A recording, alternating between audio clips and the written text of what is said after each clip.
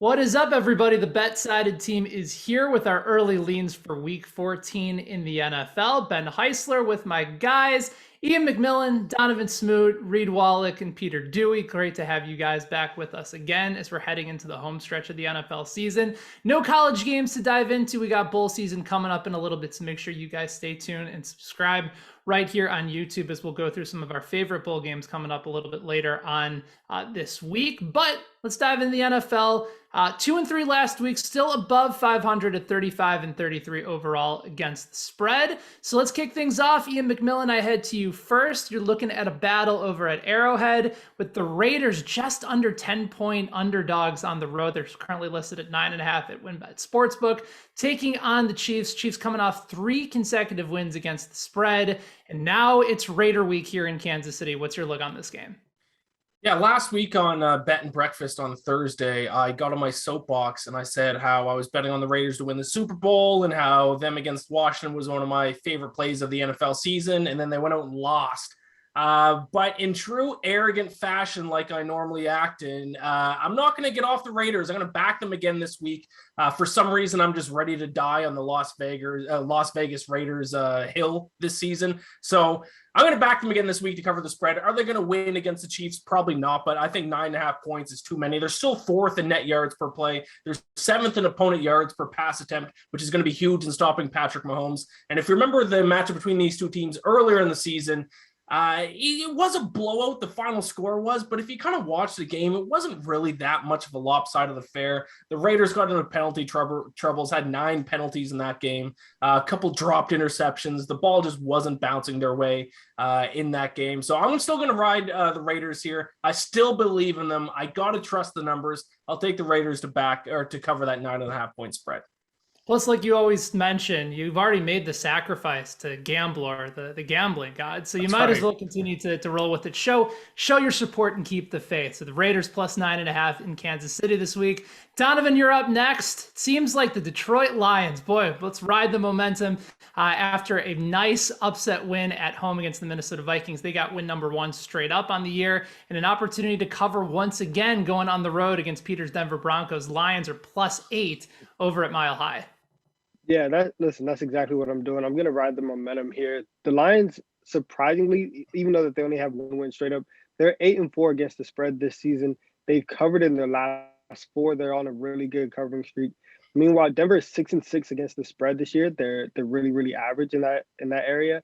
And what I think that Detroit can hang their hat on this week is the running game. They are top 10 in yards per rush, and Denver, as good as their defense is, they're bottom third or nearing the bottom third in that same category. I think Detroit, we've seen over like the last month, the last 4 games have been decided by 3 points or less. They're playing in close games. They're being competitive. And I think at plus 8, I really think that they can take advantage of the Broncos. I don't think that the Broncos offense is going to be able to just blow them out the water. So if they can keep it close the way that they have, I really like this spot for the Lions. I'm glad you brought up that 3 points or less trend because that's something that might get mentioned a little bit later on here in this video. Peter, I head to you next. Donovan has already taken out your Broncos this week. Public Pete, where is he going to go? And it's looking like the Thursday night game between the Steelers and the Vikings. Steelers getting a big win at home, stopping the Ravens on a 2-point conversion. They end up getting the win at home against Baltimore. Now they travel on a short week to Minnesota, who lost to the aforementioned Detroit Lions on the road. Steelers 3-point underdogs in Minnesota. Yeah, Ben, all these picks are connected. You see somebody played the Lions. It all ends up filtering into itself in this week. But I'm taking the Steelers plus 3 in this matchup. Mike Tomlin, as we know, is fantastic as an underdog. He's 45-23 and 3 against the spread since he took over in 2007. The only coach that is better than him, Bill Belichick, as an underdog since that date. So I love the Steelers in this spot as a dog. They're 6-3-1 this year when TJ Watt plays, 0-2 when he doesn't. He's going to play. And on the other side, Minnesota has some injury issues. Dalvin Cook may not play in this game. Adam Thielen is looking doubtful as well after leaving last week's game against the Lions. So I think the Steelers are in a good spot here to continue the momentum from their win over the Ravens last week. They're also 5-2 as a dog this year. Give me Pittsburgh plus 3. Minnesota has played every single game but one within a 1 possession this year. This is going to be a close one. I'll take the Steelers. The sirens that you might hear in the background, that might be the police ready to pick up Mike Zimmer after that loss to Detroit, as the Vikings, despite losing another single possession game, are in serious trouble with the future of that franchise and the future of their head coach. Reed, you're staying with that same game on Thursday night, Steelers and Vikings, but focusing on the total instead. Why is that? Yeah, everything just coming together. Keep it all going. But no, I like the under in this game. Thursday night games outside of the opening game, because obviously, equal rest there, 11-3 to the under this season. So Thursday night unders are totally a thing. And it makes sense logically where you got teams coming in banged up, maybe want to keep things close to the vest, get through the week, survive and advance and get basically into an extended week. And like Peter mentioned, Adam Thielen's likely going to be out for the Minnesota Vikings. That's going to stop their downfield attack. I think you're going to see both teams try to run the ball. And mainly look at the Steelers. Ben Roethlisberger, that guy needs as much rest as anybody in the league. On a short week, I can't trust his sapped arm strength to really push the ball down the field. I like this under 44.5. I wouldn't go much further just because it's so low already, but under 44.5, maybe under 44, that's good with me.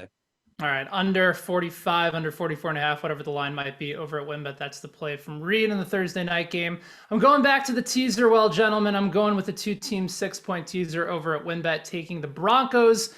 So going on the opposite side of Donovan with his Lions +8 bet, but I'm going to move the line from -8 down to -2, get it past those magic numbers of 7 and 3. I also like moving the Rams up in their Monday night game from +3 against Arizona to +9. As far as Denver is concerned, all of us loved Teddy Covers last week on the road at Kansas City. We all knew the numbers. He was 50-2 coming into that game as a road underdog of 3 points or more. So now all of a sudden, if we're on the Teddy Bridgewater bandwagon for a much tougher game, we're just going to completely bounce off the ship when he's taking on the 1-win Detroit Lions at home. To me, that doesn't make a whole lot of sense. I don't think you go ahead and completely fade him this week. The Lions won their Super Bowl last week, and now there might be a little bit more relaxed, but Denver has much more to play for in this scenario. They're still going to altitude in Denver. And the Broncos have been bum slayers all throughout the season. They had the 14-point win over the Giants, 10-point win against Jacksonville. They shut out the Jets by 26 and have some pretty impressive wins along the way against the Cowboys and the Chargers, and they're 3-1 in non-conference games. So even though the Lions have been covering at a fairly high rate this year,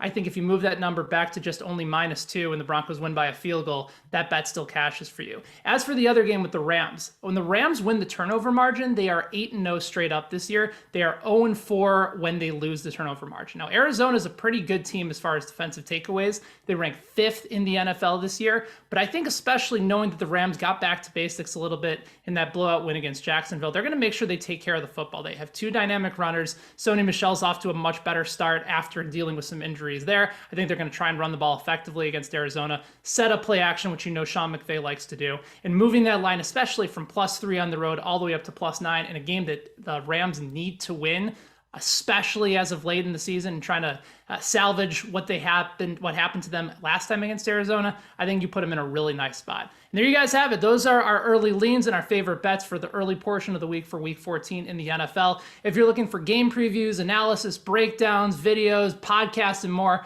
make sure you guys check us out over at BetSided. Just head on over to fansided.com/BetSided, and make sure you guys check out the new Bet and Breakfast podcast that you can find right here on YouTube, or also by going to wherever you get your podcast from. For the rest of the team, I'm Ben. We'll talk to you guys next week. Be good.